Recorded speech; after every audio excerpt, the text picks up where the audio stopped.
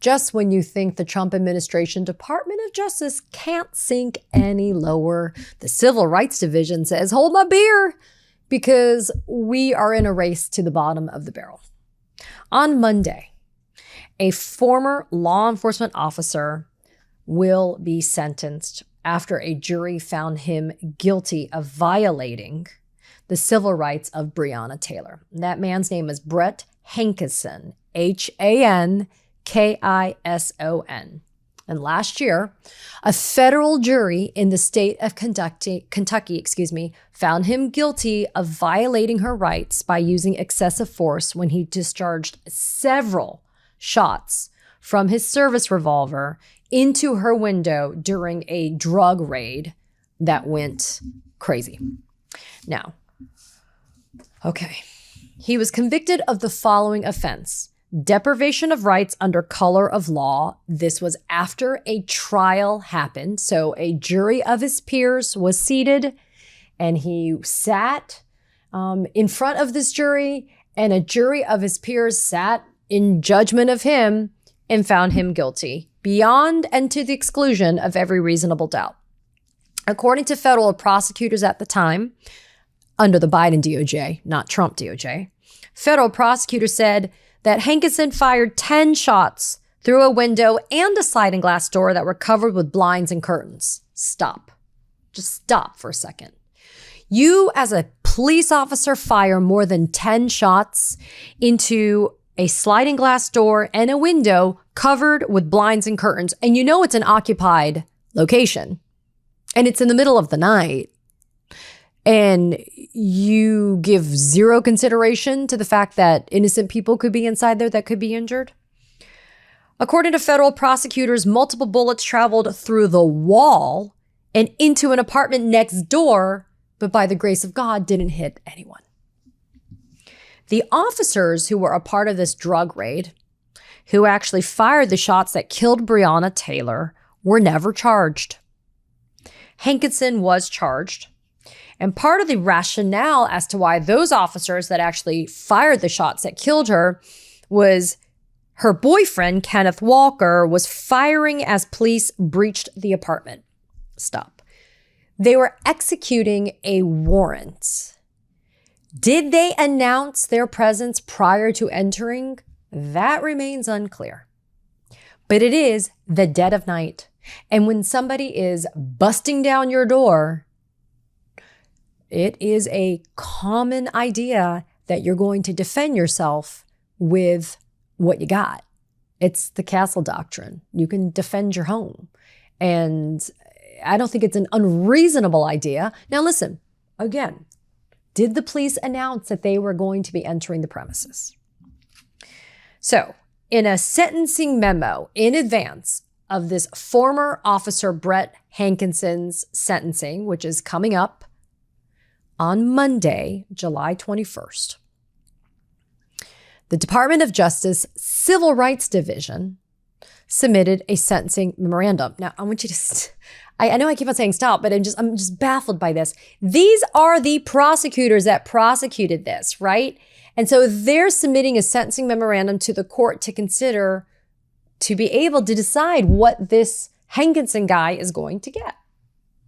So, according to the sentencing memo, the Justice Department wrote that, quote, there is no need for a prison sentence to protect the public from the defendant. Although a judge did rule that the evidence was sufficient for a jury to believe that Breonna Taylor was still alive when Hankinson fired the first 5 of his 10 bullets through her bedroom window. The sentencing memorandum from the Civil Rights Division of the Department of Justice seeks 1 day of incarceration. Someone has died, an innocent woman has died, and the Department of Justice thinks that 1 day of incarceration should be the sentence. And why 1 day? That's the amount of time that Hankinson spent in jail before he bonded out. So basically, with his credit for time served, he wouldn't serve a single day in jail. More so than he's already done, which is 1 day. And then again, somebody's dead. No career line prosecutors from the Department of Justice signed off on the sentencing memo. Two people signed off on it. The first, a guy named Robert J. Keenan, senior counsel for the Civil Rights Division, who, by no coincidence, was also involved in the Department of Justice's efforts to undo a jury verdict that found a former LA County deputy guilty of a felony charge in an excessive force case. And that's according to the NBC News. The second person to sign off on this is the actual person running the Department of Justice's Civil Rights Division, a woman by the name of Harmeet Dillon. If her name sounds familiar, it should. She's a cult follower of convicted felon Donald Trump, a Trump apologist. And she, having been appointed the head of the Civil Rights Division of the Department of Justice, has single-handedly begun to dismantle that division. In what ways? We'll get into that in a minute. Former Civil Rights Division official Samantha Treppel wrote on LinkedIn after hearing about the sentencing memorandum that the bullets fired by Hankinson had missed a sleeping baby by about 2 feet. She predicts, and hopefully she's right, that the court will recognize the Justice Department's request for this 1 day of a sentence as a, quote, transparent last-minute political interference into a case that was tried by non-political, long-time career prosecutors who obtained this conviction in front of an all-white jury of Kentucky citizens before a Trump-appointed judge. Now, let's get into the details of what Harmeet Dillon, as the head of the Civil Rights Unit, kind of what her DNA and fingerprints on all of this is supposed to look like. Because let me be clear, Hankinson, he's looking at life in prison. Life in prison for killing Breonna Taylor. And at this point, the DOJ thinks that he should do 1 day in jail. The judge that is presiding over this case, her name is Rebecca Grady Jennings. And Harmeet Dillon has taken the position that the prosecution of Hankinson was, quote, excessive. She says in her memorandum that the Biden Justice Department secured a conviction against Hankinson only after he had already been acquitted on state charges and that he had had a mistrial in the first federal criminal trial of this cop. She claims that because he's now a convicted felon, that he was fired from his job 5 years ago, understandably so when you kill somebody, and that he had already paid a substantial penalty for his actions, and so he shouldn't be punished anymore. Sounds like some privilege there. The memorandum signed by Harmeet Dillon says, quote, the jury's verdict will almost certainly ensure that defendant Hankinson never serves as a law enforcement officer again and will likely also ensure that he never legally possesses a firearm again. The family of Breonna Taylor, through their lawyer and spokesperson, says the following. They are heartbroken and angry. The family asked for one thing, that Brett Hankinson be sentenced in accordance with the law and federal guidelines. Recommending just 1 day in prison sends the unmistakable message that white officers can violate the civil rights of Black Americans with near total impunity, end quote. I will disagree with that family in only one small way. They say near total impunity. I'm going to tell you right now, if this man gets 1 day in jail for killing Breonna Taylor, that is total impunity. It is not near total.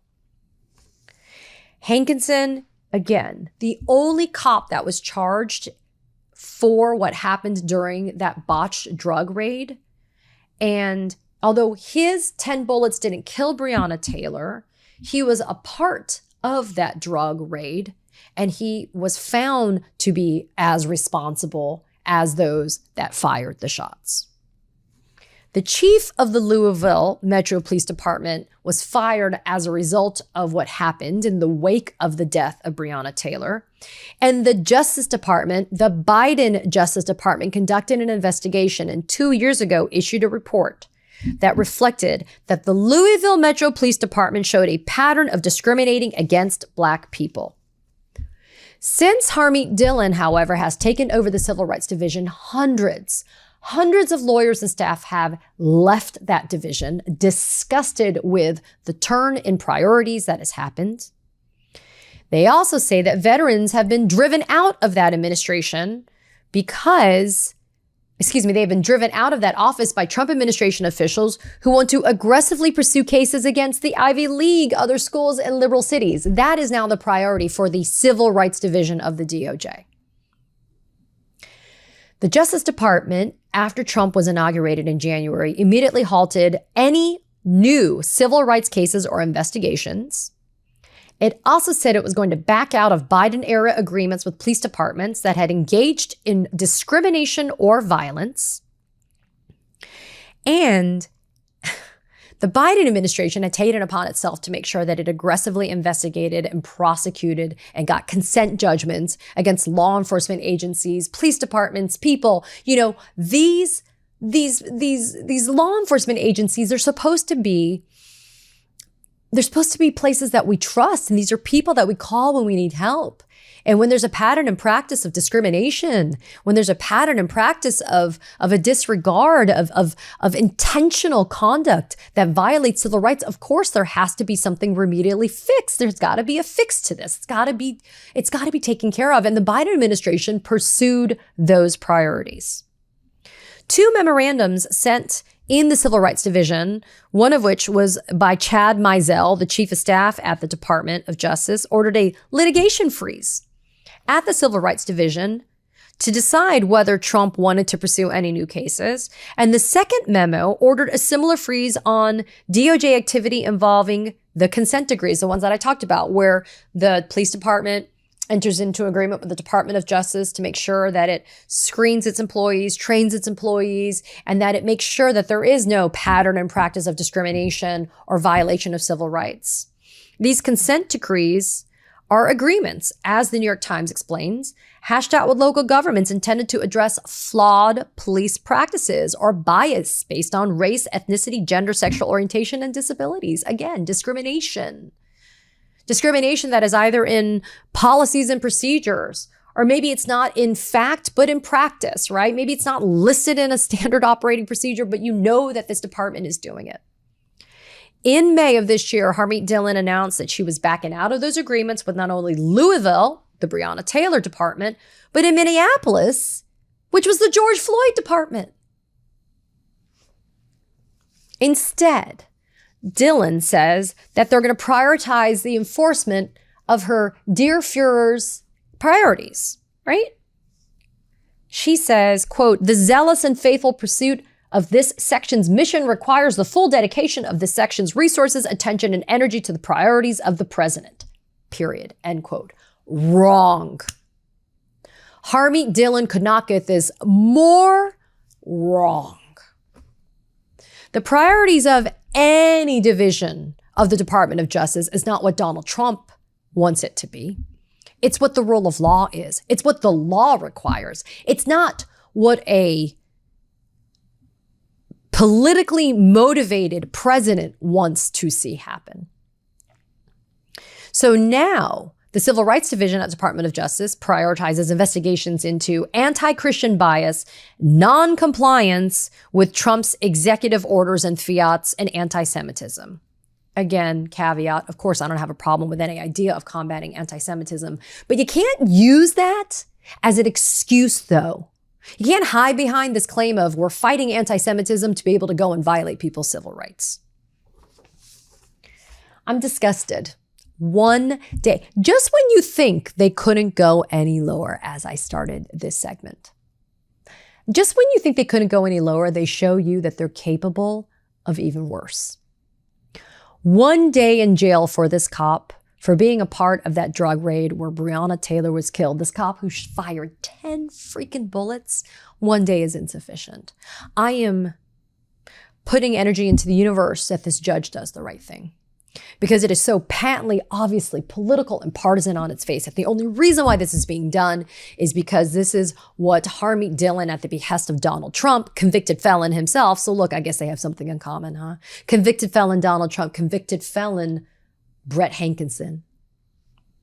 But it's what Trump wants, right? It's not because of justice, and it's certainly not because it's what the law should be. Be mad, be outraged, demand accountability. We're going to watch this one carefully as well. I'll see you on the other side. Katie Phang here. We launched the Katie Phang News Channel in partnership with the Midas Touch Network so we could bring you the latest in legal and political news. Straight, no chaser. So if you're a fellow truth teller, hit that subscribe button and share the word about this channel so we can build a high information America together.